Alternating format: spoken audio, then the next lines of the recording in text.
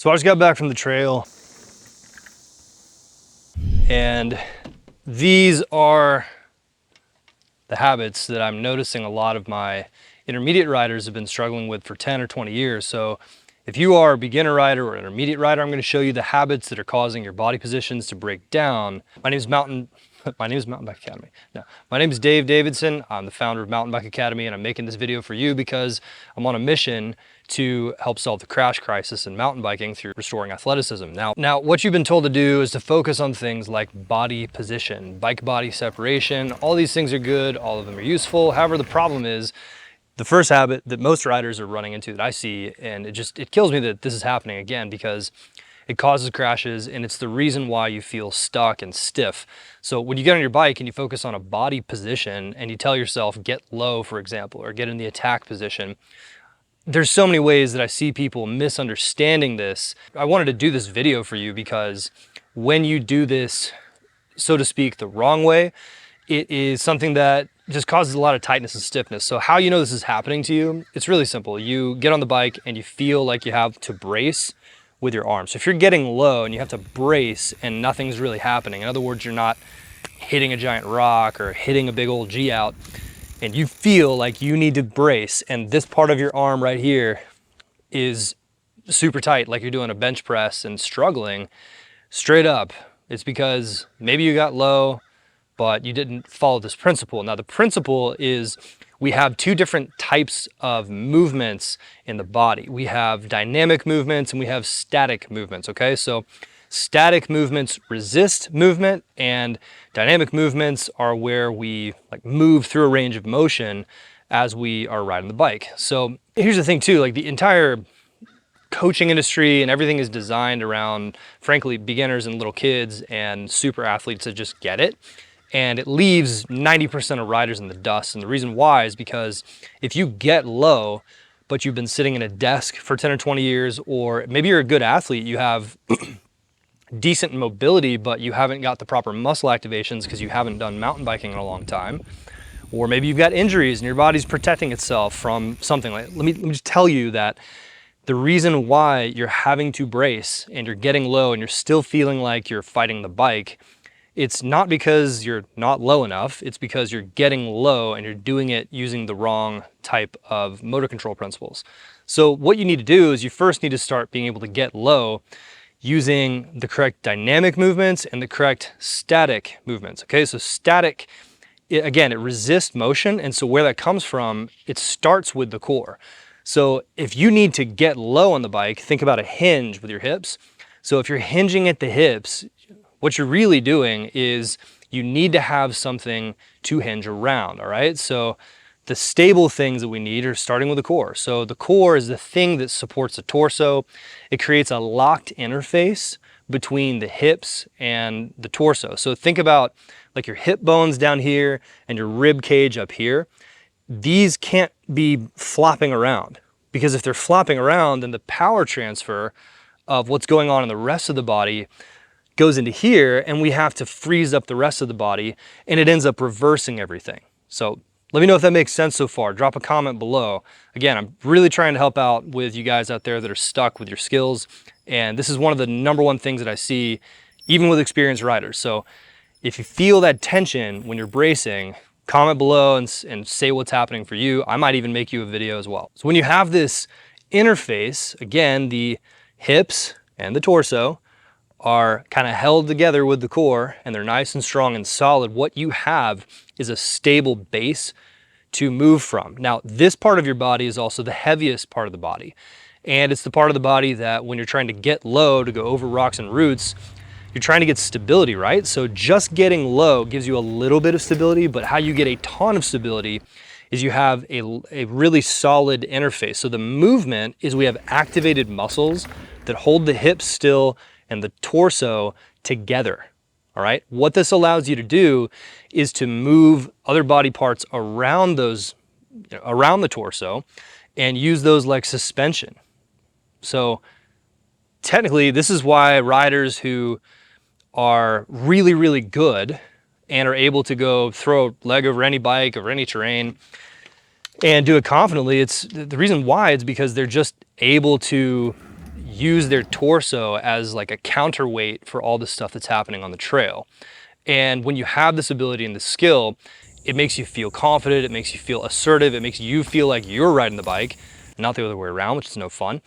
So having this skill, it's something that you need to work on off the bike, quite frankly. It's not something that you can typically do unless you specifically train this part of the body. And a lot of these movement patterns, they're really difficult to do if you think that doing a sit-up is core. I'm just gonna break this down. It's the amount of knowledge that's out there around this is the people that are even aware of what the core is, there's complete misconceptions about this. When you create this tension in the core, this proper movement, it does move, but it's this still thing. It creates stillness in the middle of the body. All right, so giving yourself the ability to be a counterweight against the movements of the trail, this is the kind of thing where, you know, if you have like a fully rigid bike, you can go out there and ride really chunky trails and still make it down with control because you aren't death gripping the bars, your legs are not getting any more tired than they would if you had a full rigid bike. So I encourage you, if you're thinking about this, a great drill to do to kind of test. Frankly, I can't give you, one drill to fix this, and anyone who says that they can is lying to you. You need a comprehensive plan to really fix it, but here's a test to see if your core is even working at all. Susie, come here. So the test to see that your core is working at all is you simply need to stand on the bike while you're riding in a straight line, and with your weight over the bottom bracket, so in other words, just light hands, go from a tall riding position to the lowest one you can possibly get in. Now make sure that you move the entire torso down. Don't just lean over or flop over. You want to get the hips low, you want to get the torso low, drop it all as one unit. And if you can breathe nice and easily, and if you don't feel any weight on your hands, then it's likely that you have a decent amount of support in the torso if you can do this. Now, it doesn't mean that that's going to work for you out on the trail when rocks and roots come into play and you're doing a lot of stuff, but this is a good starting point to see if you have somewhat of an activated core. Now listen to me, because the second aspect of this is, it's really just, you guys are approaching body positions like you were probably approaching women in high school, and the only reason they were giving you attention is because you went to a small school and there were 3 women and they didn't really have a choice. So no offense, but if you just go in there with a pickup line to talk to a girl, it's kind of the same thing as going into a trail with just a body position. So once you've gotten your torso and your hips, a nice firm interface there to where you can move your legs and your arms around that counterweight, then the body position, so to speak, it's dynamic. All right, so the beginning of this video, we talked a little bit about kind of a static or a hold type of a movement or a body position. This is where you need to be absolutely dynamic. And the best riders, what they have is a couple different things. They have the ability to move their body in and out asynchronous with the pedals. So for example, if they're cornering, they can set their torso up tall, or they can get their torso low, and they can move the pedals around and ride up berms like a wave. They can ride up jumps like a wave.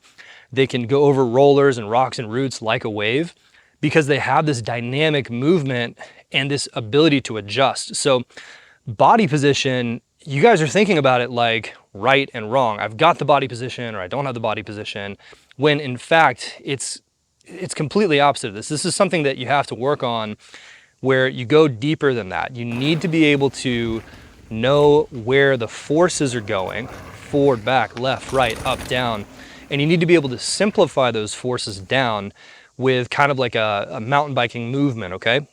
These motions are essential human motions that are all around the hinge of the hips. And so again, like I said before, if you don't have the firmness or the stillness in the torso, none of this is gonna work in the first place. But if you do, then you need to be able to move your body dynamically without using the wrong muscles to do the right move. So a lot of you guys, when you're cornering, if you take a video of yourself, you're gonna notice, or you'll feel this too, if you're cornering, a lot of people, what they do is they lean away from the turn.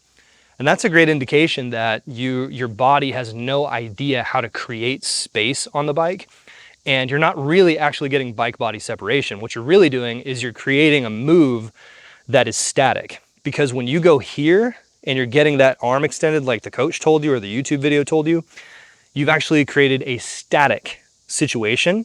Because when you lean away from the bike, in order to hold balance here on a corner, this habit of leaning away means that now I have to tighten up everything in here. I have to tighten up my outside leg. I have to create a whole entire, just a firm, like a lock. Just everything's locked. This lock will absolutely kill you on the trail. It takes away your fun, it takes away your stability, and it's, guys, I cannot control the cicadas out here. This is insane. It takes away your stability, it takes away your ability to move and modulate on the bike if the trail goes downhill or if there's a rock or a root.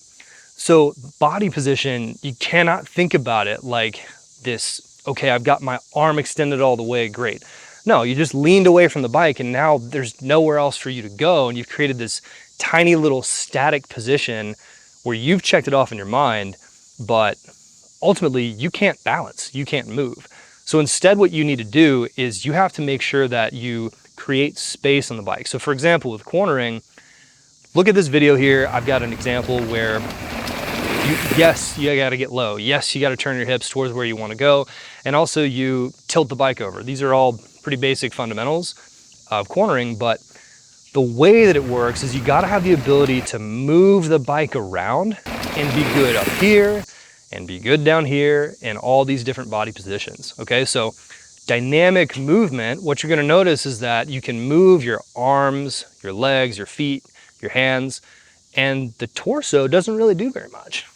It's just kind of, again, it's this stable thing from which all the movements come from. So again, if I'm just moving my torso and tightening up everything around it, that's actually the exact opposite of what gives you bike body separation. So you have to weed out the habit of looking for just this end point or this kind of locked thing where you really just, yeah, you got the body position, but you don't have the movement anymore. So again, number one symptom, if you're struggling with this, if you're noticing, oh my gosh, I did the thing I was supposed to do, but it feels tight. If you're riding straight and you're dealing with forces like up and down forces and you feel braced in the front of your deltoids and your arms are gripping as hard as they can, that's indication number one. Also, if you are cornering and you feel tightness both in the outside leg and the outside of the body here, as well as just kind of a general, you're trying to lock this up as well, it's happening to you too. You reverse the formula.